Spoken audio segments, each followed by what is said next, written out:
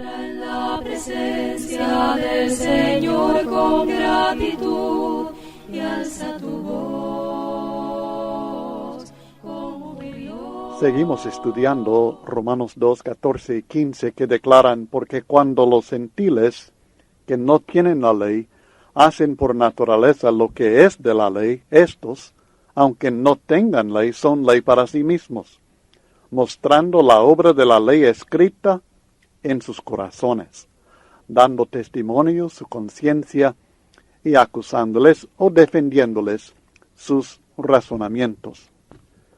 De modo que cuando los gentiles hacen por naturaleza, por instinto, por lo que está en su corazón, por su propia conciencia, ellos hacen lo que Dios requiere. De esta manera, están mostrando la obra de la ley escrita en sus corazones. Ahora, este texto no enseña que tienen todas las obras de la ley escritas en sus corazones, sino que en ciertas circunstancias sus buenas obras muestran que tienen determinada obra de la ley establecida en sus corazones por naturaleza. Es decir, que una persona que ignora la revelación de la ley de Dios que encontramos nosotros en el Antiguo Testamento, específicamente en el libro de Éxodo y en parte de Levítico y también en parte de Deuteronomio. Cuando una persona ignora esta ley, estos mandamientos divinos, no por naturaleza va a tener un conocimiento o un sentido de todo el bien y el mal que Dios establece en estos estatutos. No está hablando el apóstol Pablo de un conocimiento completo, de un entendimiento pleno por naturaleza de lo que Dios ordena por revelación, sino que está enseñando que tienen en dada circunstancia, por medio de sus buenas obras en esta circunstancia, están mostrando que tienen esta obra de la ley establecida en sus corazones por naturaleza. De modo que pueden saber, sin conocer la revelación divina, que es malo matar, o que es bueno ser dadivoso, o que es bueno cuidar de las viudas y los huérfanos, que es bueno tener compasión de una persona que tiene necesidad. Pueden saber esto por naturaleza, por instinto en su corazón.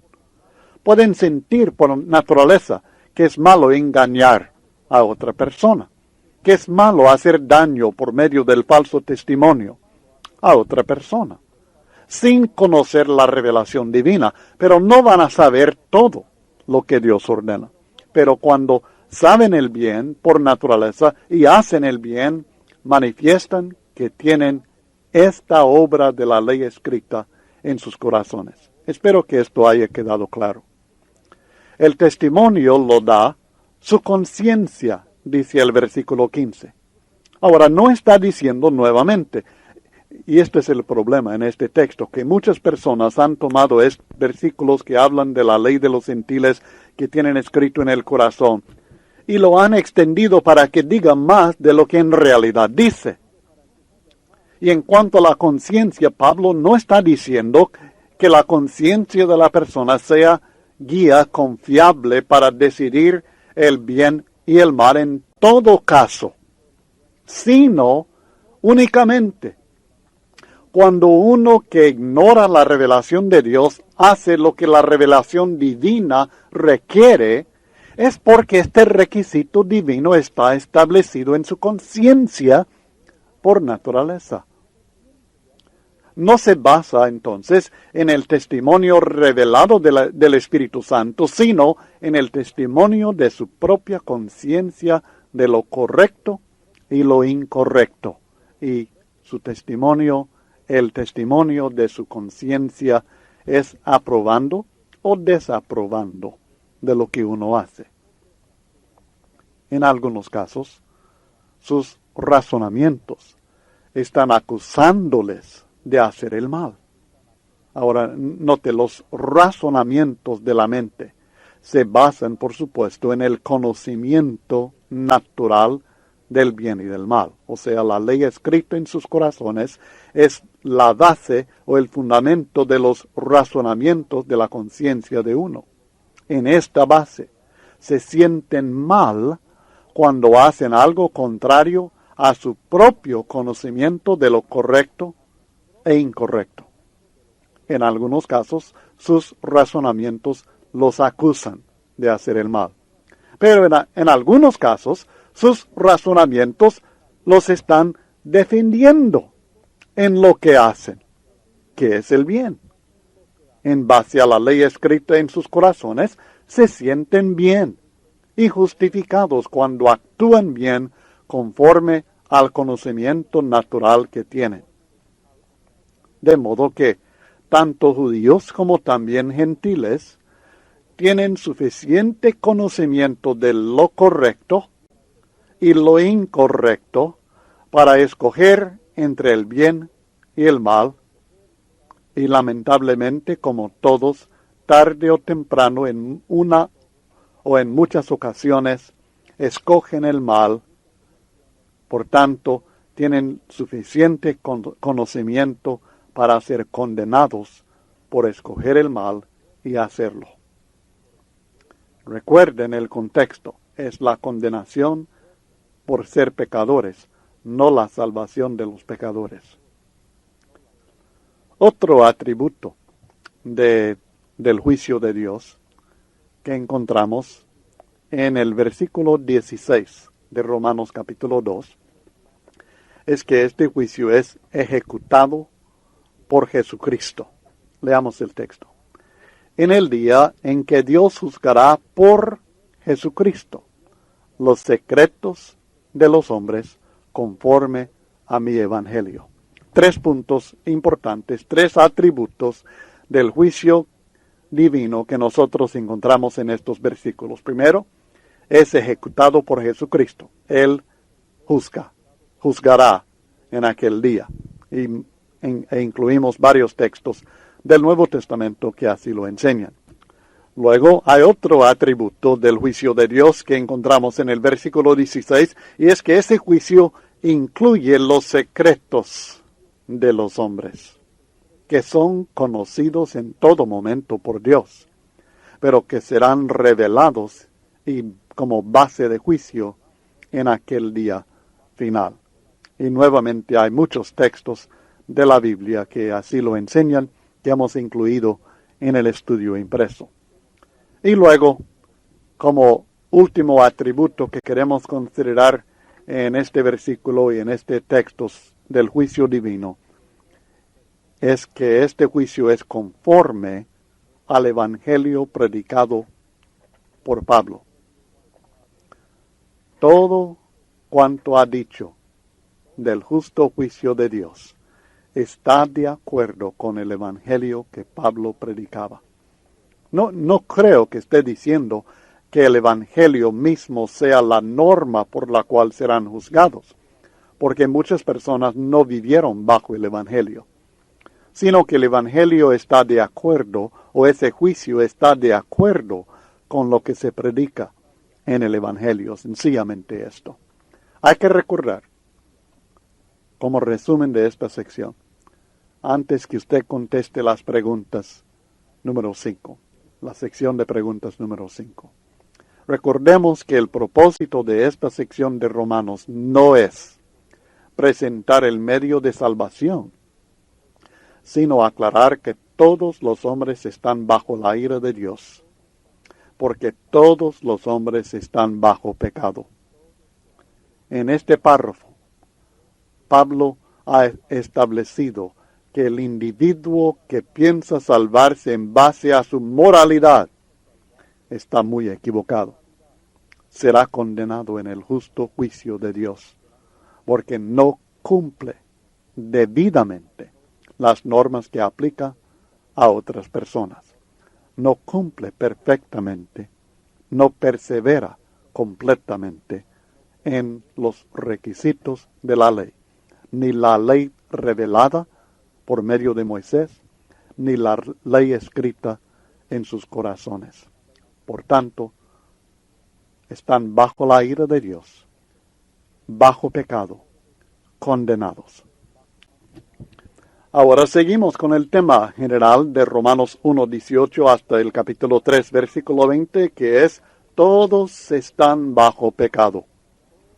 Hemos considerado el pagano degenerado, hemos considerado el moralista, y ahora en el capítulo 2 y el versículo 17, hasta terminar el capítulo 3 y el versículo 20, estudiamos acerca del juicio de Dios contra el judío, específicamente, que tiene la ley de Moisés. Es un caso especial, un caso específico, pero veremos también aplicación a nuestro tiempo, pero específicamente está hablando acerca del juicio de Dios contra el judío que tiene la ley de Moisés. En esta sección, el apóstol Pablo da la impresión de estar respondiendo a las objeciones que pudieran presentar los judíos a la condenación del religioso moralista que él acaba de explicar en los versículos anteriores del capítulo 2. Pablo ha puesto a los judíos bajo la misma condenación de los gentiles, y esto los debe haber extrañado bastante, les debe haber chocado tremendamente al judío pensar que estoy en las mismas condiciones de un pagano que no conoce a Dios. Pero el judío tiene confianza que él no cae bajo el mismo juicio divino que el pagano. Esta sección de la epístola de Pablo a los romanos derriba los argumentos de estas personas y concuerda con muchas advertencias que Cristo Jesús presentó a los judíos durante su propio ministerio terrenal, tal como lo encontramos en Juan capítulo 8, versículos 31 al 47, donde los hace ver que son esclavos del pecado y que son hijos de su padre, el diablo. Y Mateo capítulo 3, en los versículos 7 al 9, en los cuales Juan el Bautista también los denuncia por ser generación de víboras, que deben presentar frutos dignos de arrepentimiento aún para participar de su bautismo que él estaba predicando y practicando.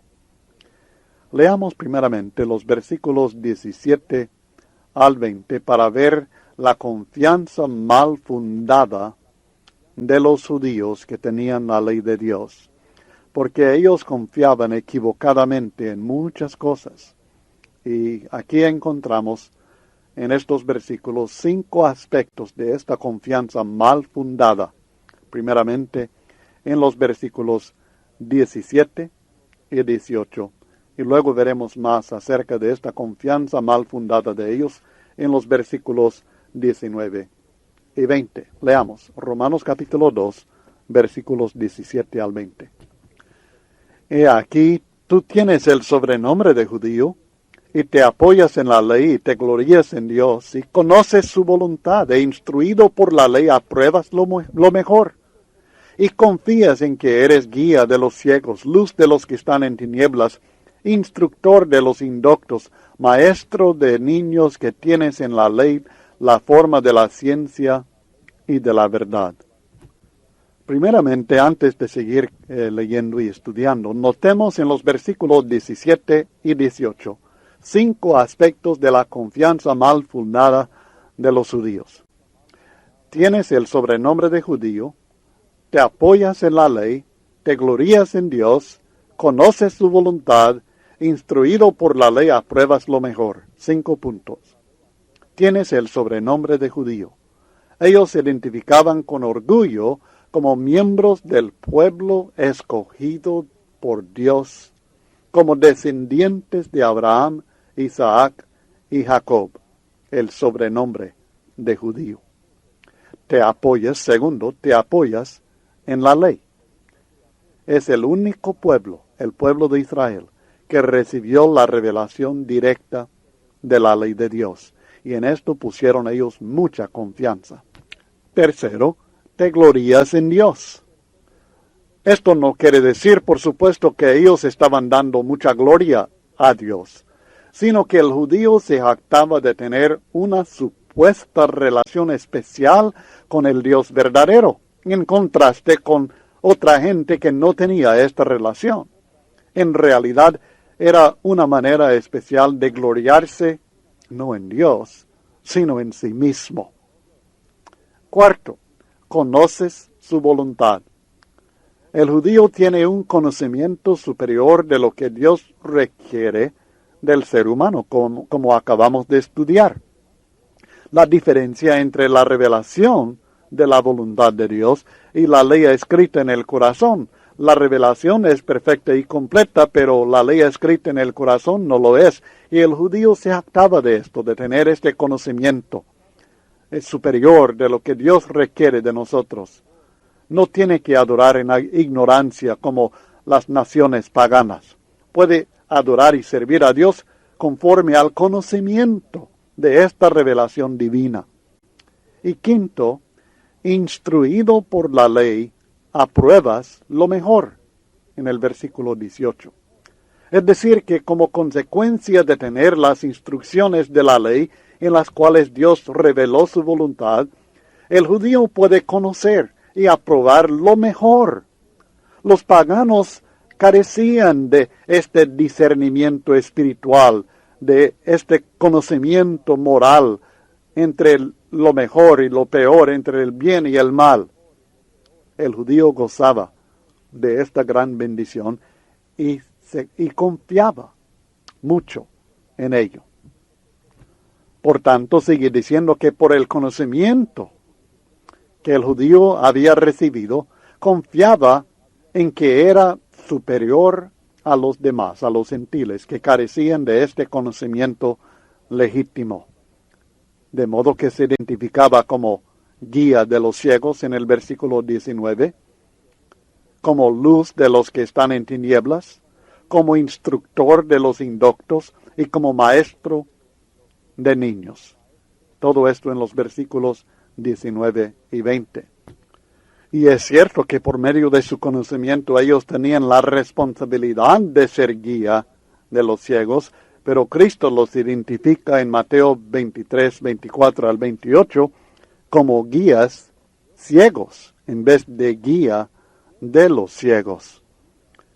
Ellos ciertamente tenían luz, pero en vez de ser luz de los que están en tinieblas, por medio de sus obras, ellos lo eran solamente en palabra, no en hecho, en contraste con lo que Cristo requiere de que nosotros seamos luz por medio de nuestras buenas obras, para que los hombres, viendo nuestras buenas obras, glorifiquen a nuestro Padre que está en los cielos. Mateo 5, 14 al 16. En el versículo 20 también declara: tienes en la ley la forma de la ciencia y de la verdad. Es cierto que todo esto se encontraba en la ley. Pero este judío que Pablo menciona aquí en su texto en Romanos capítulo 2, no había entendido el verdadero significado de la ley. Pero Pablo no discute esta realidad en este contexto. Sencillamente se refiere a la confianza que el judío tenía en la posesión de la ley, porque esto mismo se convierte en la condenación del judío, que estaremos estudiando en los versículos 21 al 29. Leamos del 21 al 24 para ver que la vida del judío no estaba de acuerdo con la justicia que él enseñaba. Enseñaba lo correcto de la ley de Dios en muchos casos, pero su vida no estaba de acuerdo con esta justicia que enseñaba. Romanos 2, 21 al 24. Tú pues que enseñas a otro, ¿no te enseñas a ti mismo? Tú que predicas que no se ha de hurtar, ¿hurtas? Tú que dices que no se ha de adulterar, ¿adulteras? Tú que abominas de los ídolos, ¿cometes sacrilegio? tú que te jactas de la ley, con infracción de la ley deshonras a Dios. Porque como está escrito, el nombre de Dios es blasfemado entre los gentiles por causa de vosotros. ¿No te enseñas, dice Pablo? Varias preguntas que le hacen. ¿No te enseñas a ti mismo? ¿Está enseñando a otras personas? ¿No se enseña a sí mismo? Si uno es capaz de enseñar a otras personas, también debe ser capaz de enseñarse a sí mismo y de practicar lo que enseña. Pablo aclara con puntos específicos que obviamente no se han enseñado a sí mismos porque no viven de acuerdo con los requisitos más fundamentales de la ley. Y esta es la misma condenación que Cristo trajo contra los fariseos. Dicen pero no hacen. Mateo 23 y el versículo 3. A propósito, vale la pena notar que si nosotros somos culpables de esta mentalidad y de esta clase de práctica como lo fueron los judíos en aquel tiempo, nos cae la misma condenación que Pablo aquí anuncia sobre ellos y que Cristo acusó contra ellos al decir dicen, pero no hacen. Una cosa es que nosotros tengamos conocimiento de la verdad, otra cosa es que practiquemos la verdad. Así que tengamos cuidado con nuestra jactancia en base al conocimiento de lo correcto. Porque el conocimiento de lo correcto no salva a ninguno. Hay que conocer lo correcto para ser salvo, pero conocerlo solamente no salva. Poderlo enseñar no salva. Es la práctica la que Dios está viendo. Dice específicamente, los confronta en varios pecados que ellos cometían. Enseñaban que no es correcto hurtar, pero pregunta, ¿tú que enseñas esto, hurtas? Cristo los acusó de robar en el templo, en Mateo capítulo 21 y el versículo 13, hablando a aquellos que estaban vendiendo en el templo, los cambistas, los que vendían palomas, les dijo, escrito está mi casa, casa de oración será llamada, mas vosotros la habéis hecho cueva de ladrones. Hurtaban en el mismo templo de Dios, del pueblo de Dios. También Cristo los acusó en Mateo 23 y el versículo 14 de aprovechar las viudas. Ay de vosotros, escribas y fariseos hipócritas, porque devoráis las casas de las viudas, y como pretexto hacéis largas oraciones, por esto recibiréis mayor condenación. Enseñaban que no era correcto adulterar, pero en el versículo 22 del Romanos capítulo 2 les pregunta, ¿tú que enseñas esto adulteras? Habían ellos pervertido el significado legítimo de la ley de Dios sobre el divorcio, de modo que ellos enseñaban que si uno daba carta de divorcio por cualquier causa, tenía derecho de volver a casarse, y una enseñanza que aparentemente se está repitiendo en nuestro tiempo, aún dentro de la Iglesia del Señor en algunos casos, que están enseñando que es permitido. El divorcio no debe suceder, pero una vez que suceda, uno puede seguir con la persona con la que se ha casado por segunda, tercera, cuarta vez. Se arrepiente, dice que lamenta haber cometido el pecado y sigue en el mismo. Y prácticamente esto es lo que estaban haciendo los judíos de aquel tiempo. Ellos habían pervertido lo que Dios había enseñado en su ley y practicaban toda clase de adulterio, incluyendo el adulterio en el corazón, que en Mateo 5:28 Cristo también condena.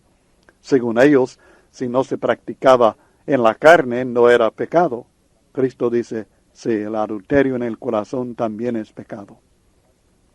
Ellos enseñaban en contra a los ídolos y luego cometían sacrilegio. Versículo 22 de Romanos 2. Cometer sacrilegio literalmente significa saquear templos o robar templos. Y ya que lo pone en contraste con la abominación de los ídolos, parece que se refiere a los templos paganos en vez del templo de los judíos, donde ellos eran culpables de saquear o robar de estos templos aquellas cosas y aprovecharse materialmente de ellos. Aunque no encuentro otros datos concretos fuera de las Escrituras sobre este delito de parte de los judíos del primer siglo, obviamente lo hacían con cierta frecuencia, porque Pablo así lo usa en este contexto para convencerlos que sus vidas no concuerdan con sus enseñanzas. Y el resultado de todo esto en relación a Dios, con infracción de la ley deshonras a Dios. Versículos 23 y 24. Fíjense en qué hipocresía de la cual eran culpables estas personas. Se jactaban de la ley, pero luego infringían la ley y como consecuencia deshonraron al mismo Dios que dio la ley. Se jactaban de ser de Dios y deshonraban a Dios por medio de su conducta. Cuando el pueblo de Dios no vive de acuerdo con la norma de conducta que propaga, Dios es deshonrado. Esto fue así en el tiempo de Pablo, lo fue así en el tiempo de Isaías y Ezequiel, y es así en nuestro tiempo también. Es una tremenda desgracia para la causa divina y para Dios mismo cuando su pueblo predica a diestra y siniestra una enseñanza de moralidad, de espiritualidad, de fidelidad, y luego lo que practica es lo opuesto. Deshonramos a nuestro Dios, y es pura hipocresía que debe ser condenada. Ahora, pasemos a otro punto. No solamente es que su vida no concuerda con la justicia que enseña, sino en los versículos 25 al 29 aprendemos que su transgresión de la ley no concuerda con la circuncisión. Se sentían tan orgullosos de la circuncisión que se hacían llamar la circuncisión. Y a los no judíos los llamaban los incircuncisos, los de la incircuncisión, de una manera de desprecio, una expresión de desprecio hacia una persona. De los paganos, de los gentiles, era darlo a conocer como uno de la incircuncisión, un gentil incircunciso. La circuncisión aprovecha, pero como veremos, tiene sus limitaciones y tiene sus requisitos. Versículos 25 al 29 de Romanos capítulo 2. Pues en verdad la circuncisión aprovecha si guardas la ley. Pero si eres transgresor de la ley, tu incircuncisión viene a ser incircuncisión. Si pues el incircunciso guardare las ordenanzas de la ley, ¿no será tenida su incircuncisión como circuncisión? ¿Qué susto ha de haber sido esto para los judíos cuando leyeron esto? Que la incircuncisión puede llegar a ser circuncisión. Y el que físicamente es incircunciso, pero guarda perfectamente la ley, te condenará a ti, que con la letra de la ley, con la circuncisión, eres transgresor de la ley. Pues no es judío el que lo es exteriormente, ni es la circuncisión la que se hace exteriormente en la carne, sino que es judío el que lo es en lo interior. Y la circuncisión es la del corazón, en espíritu, no en letra, la alabanza del cual no viene de los hombres, sino de Dios. Esta sección de escritura es muy importante para entender lo que Dios reconoce, lo que Dios acepta y aprueba, Es importante para entender Romanos. Es importante para entender lo que Dios siempre ha identificado como pueblo suyo, legítimo, como el verdadero Israel de Dios, siempre. Es importante también para hacer una aplicación a nosotros hoy día, que somos pueblo de Dios, para que veamos la importancia del corazón en relación a Dios, no solamente de cumplir con ciertos requisitos o ritos o ceremonias o actos de obediencia, sino que el corazón esté entregado a Dios.